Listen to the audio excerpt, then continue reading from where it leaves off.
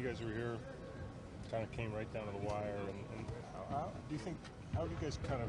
You've had some close games lately. Do you feel your late game offense, your late game execution is starting to pick up some chemistry and get a little better the more chances you've had?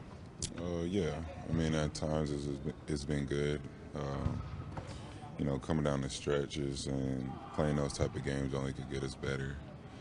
But, you know, we're still working to improve ourselves.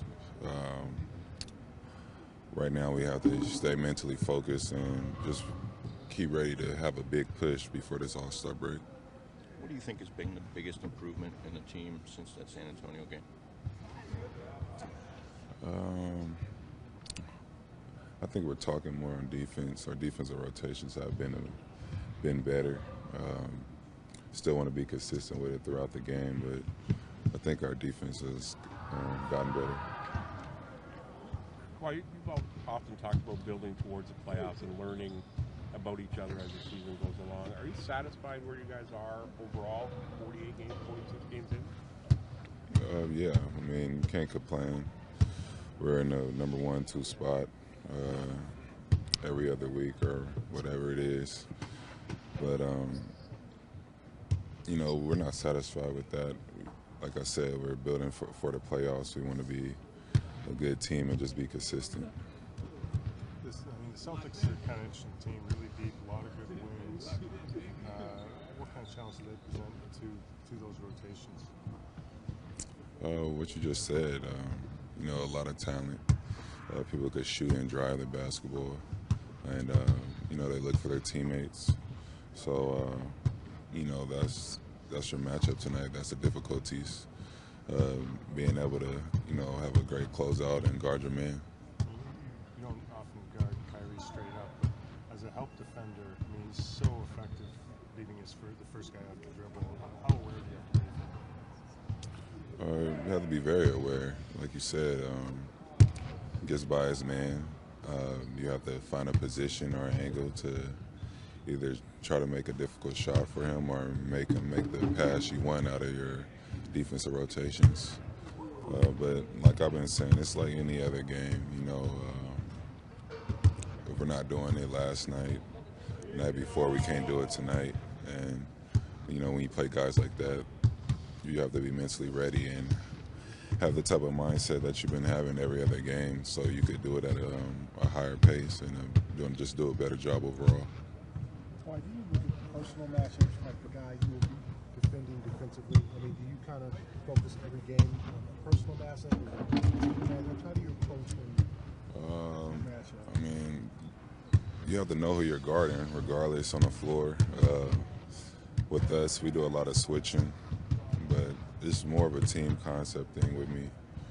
And, you know, trying to push the guy to the angle, like I said, or the defensive rotation, what we want him to do. Do you find sometimes guys try to go at you, they try to test you, they try to make it a one-on-one or personal matchup? Every game, as we're playing basketball. Another back-to-back. Are you anxious to do both ends of one of these, or does it matter at this point? It doesn't matter to me. I'm just playing and trying to make my team better. Well, you've seen a lot of teams all in the East by now. Played the Celtics.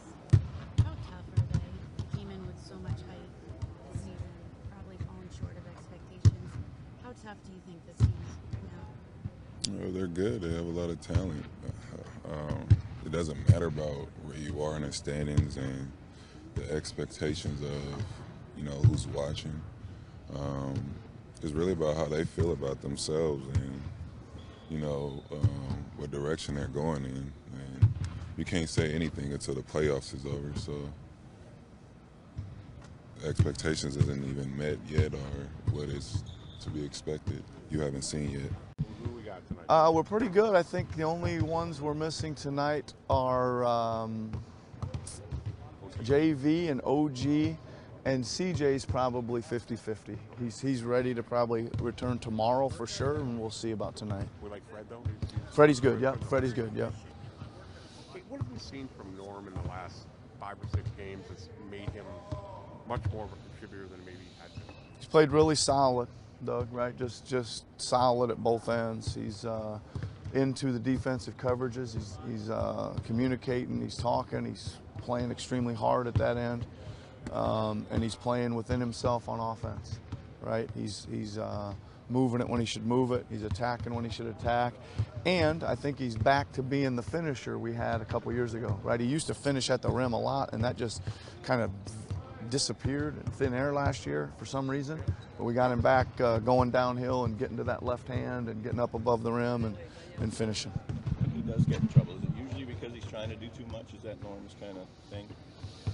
Sometimes. I think the biggest thing with us is we just want to keep him in the rhythm of our offense. And I think when he gets maybe out of whack, say in trouble, he gets out of whack a little bit, is when he's maybe holding it a little too much, calling for the big to come up and screen and roll, which isn't quite, nobody's quite ready for that yet, and with still a lot of time on the shot clock, those kind of things. So he's done a great job at, first of all, working to learn the rhythm of the offense, you know, pre and post practice, and he's taking that to the floor. Well, I was just talking about your team defensive schemes and how he sees them coming along a little bit better at this point than maybe even a month ago. Are you seeing that when you're looking at film and stuff? Yeah, I mean, I think Doug, we've, you know, you kind of got your foundational principles that you put in training camp, and they were a little different than these guys were used to, right? But we kind of stuck with them, and we tried to get to some really basic things like ball pressure and shot contests and how we're helping and how we're helping the helper, you know, just kind of basic things, but we wanted to do those things really well. We've been adding some schemes as we go, as you know, and lately, probably in the last 3 weeks, we've added a couple more coverages, just again to be able to play the different teams, different personnel, different ball handlers on different nights, so we got a little bit more in our toolbox. So does it also sort of refresh them, like keep them excited or interested, maybe is the right word? Yeah, I think it gives them a comfort level, Doug, because there's nights when, I mean, you know, you come out and some guy's giving you problems, right? And your basic defensive package isn't quite doing it. And sometimes you say, well, we got to do it harder.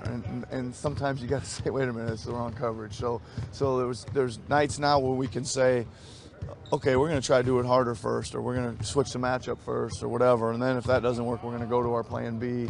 And I think that's given them a little bit more comfort to know there's a plan B that's not only in place, but we've practiced, we've started to execute it in games a little bit, and I think that's probably what he's referring to. And that grows between now and the playoffs. Yeah. Even more. Yeah. Since the last time you saw Boston, what's the biggest threat this team is posing at this point of the year?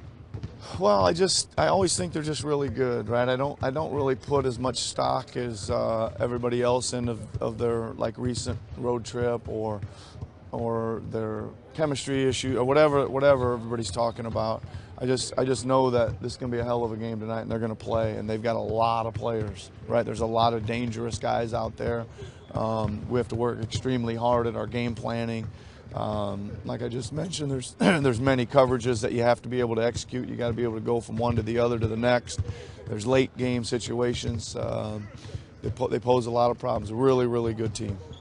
I mean, speaking of schemes, you guys have mixed in zone here and there. Why don't NBA teams play zone as a primary defense almost at all? I think it's all machoism, man. You know, come on, you got to guard your guy, man. If you can't guard your guy, then you can't play defense. I think is a lot of it, right? A lot of it's accountability, where you say, hey, you're matched up with him. You know, go do your job, right? And the zone kind of sometimes moves a lot of pieces around, and I think that's just a kind of an old coaching thing that just kind of continues to carry on. You guys so consistent. I mean, you pretty much know what you're going to get out of your club every night. And there's so many teams, the Golden States and Houston's, that have been so up and down, but you guys have been so steady. What brings it? Well, I think first of all we got a really good roster, really good players, you know, veteran guys that do that. But I also think that we've been able to weather some injury storms because a number of guys have stepped up, right? I think we don't always need Kawhi to get 40, right? There's a lot of nights when he's in the 20s or even 25 or low 20s, and we get chip in from a lot of guys, and you know, Siakam's been a big part of that. You know, who would have thought that to start this season when our games are in trouble, that I'm running plays for that guy, and he's getting us the over the hump bucket, that bucket that kind of keeps things ticking along and maybe gives us new spirit or new life. So, and there's other guys, Freddie will step in and make a shot. Serge has been a really consistent performer this year. So it's players, man. They're good. They're good. In terms of the back-to-back, wait and see for Kawhi tomorrow, this kind of has been the pattern? Yes. We have a back-to-back tomorrow. We will figure all that out after we get done worrying about this game tonight. Coach, what's made the transition with Kawhi seem so seamless? First of all, I think his talent level is way up there, right, at both ends of the floor. So he's going to fit in on a lot of teams, right? But he also, the trade was kind of a positional trade. DeMar was in that slot, and Kawhi went right into that slot. So we didn't have to move a lot of pieces around. I mean, we did move a couple. We moved, Serge to the 5. He was a 4. It kind of opened the window for Pascal at the 4 as well. But I mean, he's just a really good player with a lot of experience, and I always say this: the thing he cares about most. I get in a lot of conversations with him about his own game, and he always cuts me off and says, "Coach, I just want to win." The guy really cares about winning, right? And he has to check me sometimes when I'm trying to say, "Hey, we can do this and that and this for you," and he's just like, "Coach, we just whatever we need to do to win." So important.